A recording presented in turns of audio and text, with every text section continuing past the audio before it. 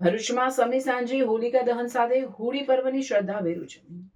અસત્ય પર સત્યના વિજય નિમિત્તે મનાવાતા હુતાશની પર્વ નિમિત્તે એટલે કે હોળીના તહેવારને ભરૂચના રહેવાસીઓ હર્ષોલ્લાસ સાથે મનાવ્યો હતો.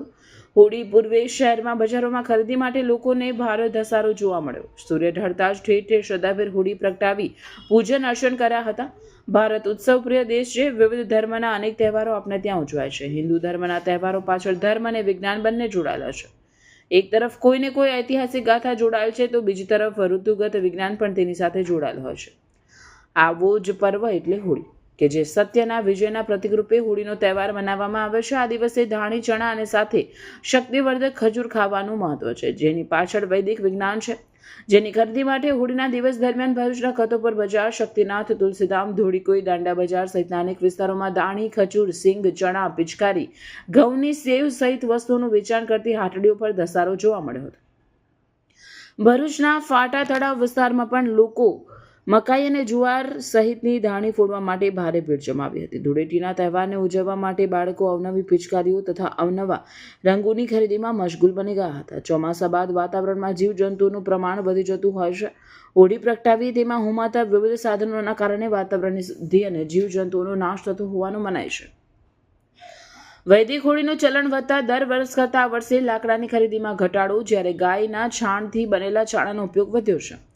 સાંજ ઢળતા જ શેરી મહોલ્લા, સોસાયટીઓના કોમન પ્લોટમાં ઠેર ઠેર વિધિવત રીતે હોળી પ્રગટાવવામાં આવી હતી. શહેરમાં 60 જેટલા સ્થાનો પર ગાયના છાણ અને ઘી સહિતના સાધનો વડે વૈદિક હોળી પ્રગટાવી હતી. લોકોએ શ્રદ્ધાપૂર્વક ધાણી, ચણા, સિંગ, ખજૂર અને શ્રીફળની આહુતિ આપી વિધિવત પૂજા કરી હોળીની પ્રદક્ષિણા કરી હતી.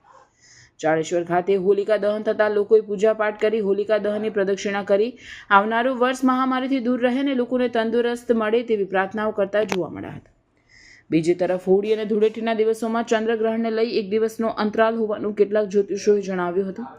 હોળીના દિવસ બાદ એક દિવસનો અંતરાલ એટલે પડવો રહેશે અને ત્યારબાદ એટલે કે બુધવારે ધૂળેટી પર્વ ઉજવાશે.